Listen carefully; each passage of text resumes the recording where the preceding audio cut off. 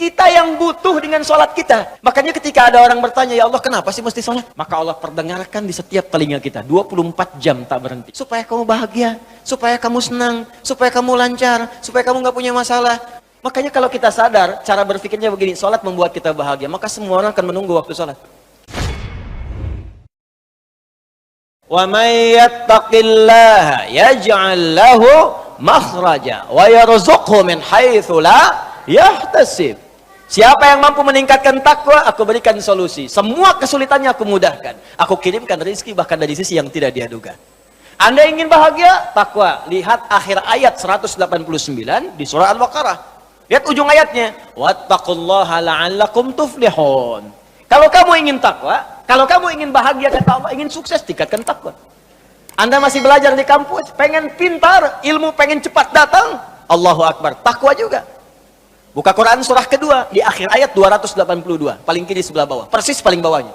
Wattaqullah wa yu'allimukumullah. Tingkatkan takwamu kepada Allah, aku tambahkan pengetahuan. Datang min ladunna ilma, dari kami, makanya disebut ilmu laduni. Bukan nggak belajar, dia ikhtiar. Dia belajar, dia mendekatkan takwa kepada Allah, tapi proses pembelajarannya dipercepat oleh Allah karena takwanya. Logikanya begini, logikanya. Anda dekat dengan pimpinan, akses mudah. Dekat dengan dosen, mudah belajar. Ya, dekat dengan orang-orang berpengaruh, dapat bagian kemudahannya. Anda dekat dengan Allah, apa yang tidak mudah bagi Allah? Bukankah Allah Razzaq, pemilik rezeki? Bukankah Allah Alim, pemilik ilmu? Sekarang ada orang dekat dengan Allah, ya gampang Allah kasih segalanya. Makanya orang dulu Pak, orang dulu itu punya keistimewaan sampai taraf nomor 5. Orang pintar sekarang dari segi ingatan cuma 4 bagiannya. 1, cepat ingat, lambat lupa. Cepat ingat, lambat lupa. Yang kedua, cepat ingat, cepat lupa. Yang ketiga, lambat ingat, lambat lupa. Masih agak lumayan. Yang keempat, ini yang susah. Lambat ingat, cepat lupa. Ingatnya lambat, saya udah nerangin sejam lebih nih. Paham? Belum. Begitu paham, keluar masjid lupa. Tapi yang kelima, ini yang sering saya sampaikan, hampir jarang sekarang ada. Cepat ingat, sulit lupa. Jadi mau lupa itu susah Pak. Bukan mau ingat, mau lupa susah. Saking gampangnya ingat, sekali baca ingat, seketika. Imam Al-Bukhari itu dibacakan sekali, langsung masuk. Imam Asy-Syafi'i bacakan sekali, masuk. Hafal Quran usia 7 tahun, 10 tahun Al-Muwatta. Al-Muwatta lebih tebal daripada ini. Hafal. Al-Bukhari itu dibacakan, hafal seketika. Diuji Pak di Irak, datang ke sana. Katanya mau silaturahim, begitu datang, kayak sidang ujian. Yang uji langsung 10, bukan cuma 3-4 lagi, 10 orang ulama terbesar. Diuji hadis. Kata ini anak muda hebat hadisnya. Di letter U Pak, beliau duduk di sini, dikelilingi ulama begini. Setiap orang menguji 10 hadis. Setiap hadisnya diacak orang-orangnya, sanadnya. Matanya diacak, sanadnya diacak, isinya diacak, sanadnya pun diacak. Setiap orang. Begitu satu orang menguji dengan 10 hadis, silahkan. Apakah menurut anda hadis ini benar? Kata Al-Bukhari, sebentar, teruskan dulu aja 10-10-nya, biar sekalian. Teruskan 10-10-nya biar sekalian. 10 kali 10, 100. Begitu selesai kemudian, diulang dari awal sampai akhir tanpa salah sedikit. Yang ini sanadnya benar tapi matanya salah. Yang ini matanya benar tapi sanadnya salah. Ini ada yang ketukar, ini bagian ini bukan ini bukan ini, bukan ini. Semuanya. Sampai diakuilah, kemudian ditetapkan pada saat itu dengan Imam Muhaddithin. Al-Bukhari. Nabi bukan, Rasul bukan, dipercepat oleh Allah. Jadi kalau takwa itu sudah meningkat, apa rahasianya? Takwa meningkat, datang semua ini. Sekarang kalau anda tanya, amalan takwa itu apa? Pertama sholat. Sholat Pak. Makanya ketika Allah memaksa kita untuk sholat dengan hukum wajib, sebetulnya bukan ingin membebani Pak. Saya sering sampaikan kalimat ini, kalau orang paham hikmah sholat, dia akan tunggu dan rindu dengan sholat. Karena tahu setiap menunaikan sholat, bukan beban kewajiban, bukan bebannya. Allah nggak butuh dengan ruku anda, dan Allah tidak butuh dengan sujud kita. Kita yang butuh dengan sholat kita. Makanya ketika ada orang bertanya, ya Allah kenapa sih mesti sholat? Maka Allah perdengarkan di setiap telinga kita, 24 jam tak berhenti. Ya, telinga bahasa Arabnya udhun, jamaknya disebut azan.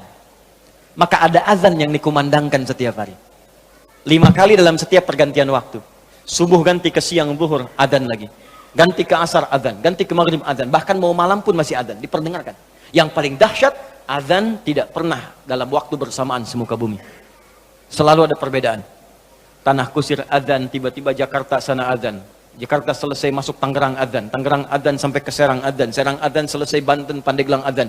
Terus ternyata semuka bumi 24 jam adzan tidak pernah berhenti. Apa itu adzan? Bukan sekedar panggilan, tapi kalimat yang ingin disampaikan pada setiap orang yang mempunyai telinga dan pendengaran. Adzan. Ketika diperdengarkan ada syahadat, Allahu Akbar, Allahu Akbar. Makanya tidak sedikit ada orang-orang itu, Pak Ibu sekalian, masuk Islam karena dengar adzan. Dulu pernah ada orang cuma nonton, dia kuliah tuh di luar negeri. Ya.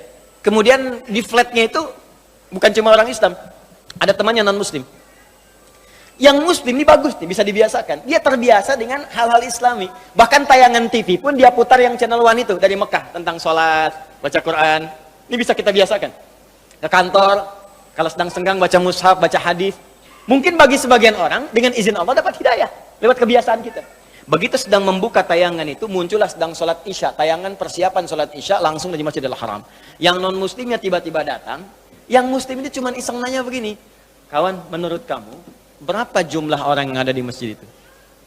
Temannya bilang begini, ya mungkin 1000, 2000 lah gitu. Ya. Apa jawab yang si muslim ini? Ada di sana sekarang setidaknya 500.000 orang sebelum dilakukan perluasan. 500.000 orang. Pertanyaan kedua, perhatikan kalimatnya. Menurut kamu, berapa lama waktu yang dibutuhkan untuk membuat mereka semua rapi seketika? Dia berpikir sejenak, kemudian dia jawab, mungkin seminggu 2 minggu kayak. Seminggu 2 minggu, sepekan 2 pekan. Kata si muslim ini, aku akan tunjukkan kepadamu, tidak sampai 5 menit semuanya akan rapi dan baris. Kata yang kawan tadi, mustahil, gak bisa itu. Tadi kan, rasionalitasnya jalan. Ketika rasio sudah mulai jalan, maka mudah bagi Allah memberikan hidayah dan hikmah kepada jiwanya. Maka seketika, kata temannya yang muslim, sekarang coba lihat. Begitu qamat, Allahu Akbar, Allahu Akbar. Wah, sudah. Yang tawaf berhenti semua. Yang tadinya duduk, berdiri semua. Siap. Bingung temannya. Wah, jangan dulu jangan dulu bingung. Lihat dulu nih. Begitu sudah imam yang mengatakan, Istau, istaqimu. Wah, semua rapi. Saat takbir, Allahu Akbar, semua angkat tangan takbir. Maka apa respon yang non muslim ini? Dia katakan kepada yang muslim, tolong tunjukkan kepadaku bagaimana caranya masuk Islam, karena ini bukan agama buatan manusia. Hidayah. Ada orang nonton sholat isya masuk Islam, ada orang sudah Islam gak mau sholat isya. Orang udah qomat nunggu dekat subuh. Jadi bisa jadi asbab hidayah. Dan yang paling menarik begini Pak, kadang dalam keseharian, kenapa cuma Anda yang dengar azan? Kenapa Anda yang lihat, Anda pulang kerja, bisa kan lewat jalan lain, tapi kenapa Anda bisa melewati orang sholat? Kok bisa melihat orang ke masjid? Kok tiba-tiba lewat ke tempat masjid yang sedang azan? Itu kan hidayah. Sebetulnya Allah sedang jemput kita. Ketika Anda bertanya, kenapa kami sholat ya Allah? Dijawab lagi di suara azan. Hayya 'alas shalah. Kenapa sholat ya Allah? Teruskan. Hayya 'alal falah. Tuh, falah. Sukses dan bahagia. Ketika engkau bertanya, kenapa kami mesti sholat? Aku jawab, kata Allah, suara muadzin tuh. 24 jam aku perdengarkan padamu. Tanpa putus. Supaya kamu bahagia. Supaya kamu senang. Supaya kamu lancar. Supaya kamu gak punya masalah. 24 jam. Kalau sekali diingatkan, belum sadar, mungkin wajar. 24 jam diingatkan, gak sadar-sadar. Anda manusia bukan. 24 jam datang terus, kedengaran terus, nggak sadar juga. Perlu apa lagi? Di sekarang yang salah siapa? Jangan lagi Anda salahkan Allah, ya Allah, kenapa saya mesti begini? Why me ya Allah? Why not, kata Allah. Kamu saya kasih nggak diambil-ambil. Makanya kalau kita sadar, cara berpikirnya begini, sholat membuat kita bahagia, maka semua orang akan menunggu waktu sholat. Karena itu ketika Anda punya masalah, kalimat sholat itu ketika disebutkan di Quran, bersanding dengan solusi. Quran surah kedua ayat 45. Wasta'inu bis-sabri Kalau engkau punya masalah, kata Allah, maka minta kepadaku. Sabar terima masalahnya, karena semua orang punya masalah. Bukan Anda saja, kata orang, semua orang hidup punya masalah. Perhatikan Quran surah kedua ayat 155. Walanabluwannakum bisyai. Semua orang yang hidup, kata Allah, aku akan uji dengan persoalan, diuji dengan masalah. Masalah ini aku turunkan, bukan ingin membuat hidupnya bermasalah. Perhatikan bahasa Qurannya.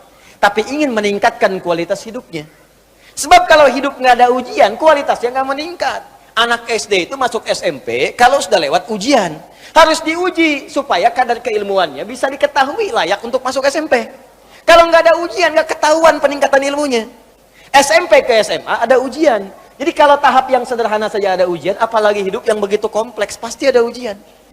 Ini cara berpikirnya jangan salah. Ketika sedang punya masalah, sesungguhnya Allah sedang akan meningkatkan kualitas hidup kita. Semakin tinggi ujian, artinya kita akan semakin meningkat dengan kuat. Karena orang besar itu nggak akan diuji dengan ujian kecil. La yukallifullahu nafsan illa. Jadi kalau Anda hadir sekarang di pengajian ini, sedang punya masalah berat rasanya, maka berbahagialah. Artinya, Anda akan diangkat setinggi-tingginya oleh Allah, karena ujian yang diturunkan, ujian yang disetarakan dengan kemampuan Anda. Itu poinnya. Gak ada orang hidup gak punya masalah. Apa dikira Ustadz gak punya masalah? Lebih banyak daripada jamaah. Tuh masalah antum tuh. Saya jawab juga. Di hidup bersanding dengan masalah. Persamaan terbaliknya, orang yang tidak ingin punya masalah artinya tidak ingin hidup. Siapa yang tidak ingin punya masalah? Angkat tangan. Selesai. Nah sekarang kata Allah, kalau sedang punya masalah, minta kepada saya solusinya supaya dipermudah. Lewat apa ya Allah? Wassalah, datang. Kalau Anda masih nggak mau sholat, ditanyakan imannya oleh Allah. Makanya kalimat ini disebutkan sekali lagi untuk menguatkan di ayat 153. Dipanggil kalimat imannya. Seakan-akan begini bahasanya. Kamu ini punya iman apa enggak sih? Kalau nggak punya iman kamu apa? Ya karena nggak ada iman. Sekarang kamu masih mengaku beriman, tapi saya panggil sholat nggak datang. Karena itu di ayat 153, paling kanan sebelah bawah, itu kalimatnya berubah dengan disebutkan kata iman di depannya. Ya ayyuhalladzina amanu. Hei semua orang beriman, mana imanmu? Ista'inu bis-sabri was-shalah. Kalau kalian punya masalah, kata Allah, sekali lagi datang. Lewat salat minta kepadaku. Makanya kalimat ista'in dirubah menjadi kalimat permintaan, berubah jadi nasta'in. Saya tanya pada Anda, apakah kita mengucapkan kalimat nasta'in dalam setiap salat? Berapa kali kita ucapkan dalam sehari? 17 kali. Iyyaka na'budu wa iyyaka Hadis kuncinya mengatakan, ketika seorang ibadah benar bacanya, membaca kalimat itu, benar salatnya, sampai di kalimat itu, maka jawaban hadis kuncinya, hadza baini wa baina 'abdi wa li 'abdi ma sa'al. Ini perjanjian antara aku dengan hambaku, maka apapun yang hambaku minta sampai di sini, aku akan kabulkan selama itu dia butuhkan.